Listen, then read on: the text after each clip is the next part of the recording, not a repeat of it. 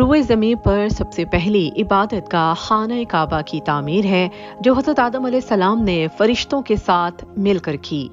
حضرت آدم علیہ السلام کی تعمیر کے بعد اس کی دوبارہ تعمیر حضرت ابراہیم علیہ السلام اور ان کے بیٹے حضرت اسماعیل علیہ السلام نے مل کر کی، کیونکہ حضرت نوح علیہ السلام کے دور میں طوفان نوح سے خانہ کعبہ کی دیواریں بہہ گئی تھیں اور صرف بنیادیں باقی رہیں۔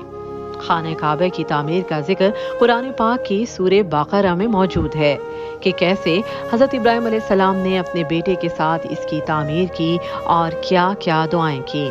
اس موقع پر حضرت ابراہیم علیہ السلام نے جو بھی دعائیں کیں وہ سب اللہ کی بارگاہ میں قبول ہوئیں۔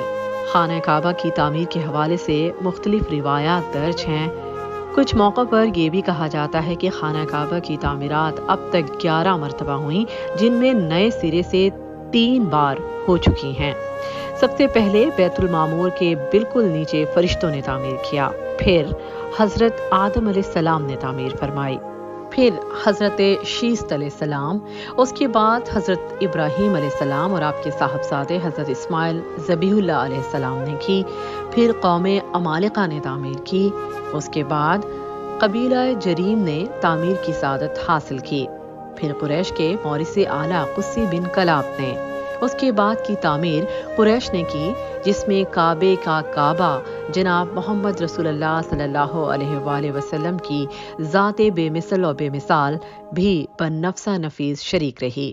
پھر اس کے بعد حضرت عبداللہ بن زبیر رضی اللہ تعالیٰ عنہ کے دور خلافت میں تعمیر ہوئی، پھر حجاج بن یوسف کے زمانے میں تعمیر کی گئی، اور اب تک سب سے آخر میں سلطان مراد رابع ابن سلطان احمد نے 1004 ہجری میں اس کو تعمیر کروایا، جو آج تک موجود ہے۔ یہ بادشاہ سلاطین آل عثمان سے ہیں۔ خانہ کعبہ کا طواف اینٹی کلاک کی مانند ہے اور اس کے 4 کارنرز ہیں۔ سب سے پہلا کارنر وہ کارنر ہے جس میں حجر اسود نصب ہے اور اس کے بعد خانہ کعبہ کا دروازہ ہے۔ کعبہ کے دروازے والے کارنر کو رکن عراقی کہا جاتا ہے۔ رکن عراقی کے بعد والے کارنر کو رکن شامی کہا جاتا ہے۔ کعبہ کے سائڈ پر بارش کے پانی کے لیے ایک پرنالہ ہے جسے میزاب رحمت کہا جاتا ہے، اور رکن شامی کے بعد جو کارنر ہے اسے رکن یمانی کہا جاتا ہے۔ خانہ کعبہ کی اونچائی تقریباً 15 میٹر ہے، تاہم اس کی چوڑائی ہر طرف سے مختلف پیمائش رکھتی ہے۔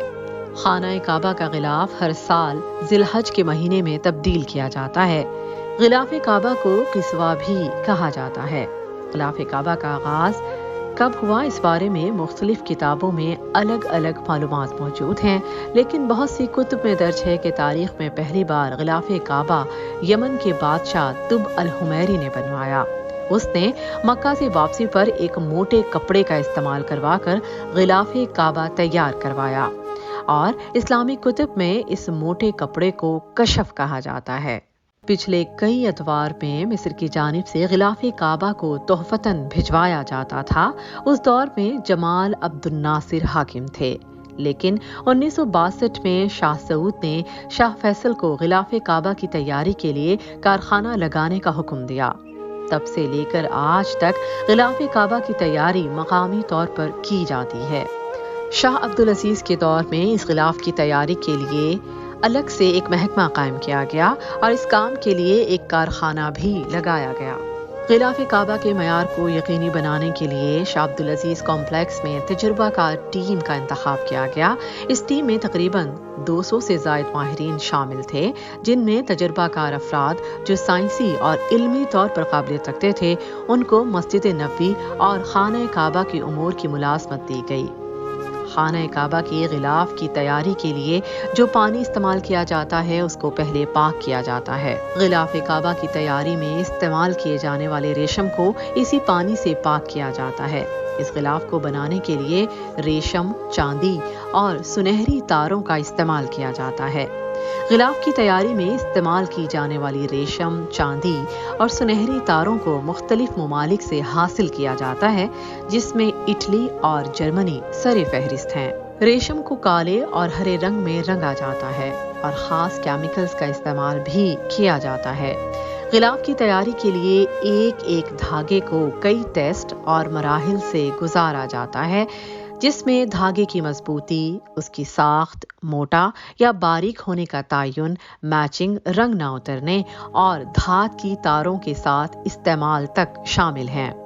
غلاف کعبہ کی تیاری کے لیے شاہ عبدالعزیز کمپلیکس میں تجربہ کار ٹیم اس کا تجزیہ کر کے تمام ٹیسٹ اپنی نگرانی میں کرتی ہے۔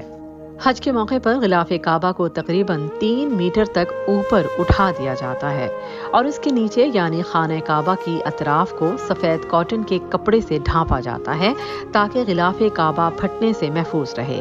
غلاف کعبہ کی تبدیلی کے مناظر ہر مسلمان کے لیے نہایت روح پرور ہوتے ہیں، اور جب نیا غلاف چڑھایا جاتا ہے تو پرانے غلاف کعبہ کو چھوٹے چھوٹے کئی ٹکڑوں میں محفوظ کر کے رکھا جاتا ہے اور بوقت ضرورت سعودی عرب میں مسلمان رہنماؤں کو تحفتاً دیا جاتا ہے جو سعودی عرب کا دورہ کرتے ہیں۔ Like this documentary?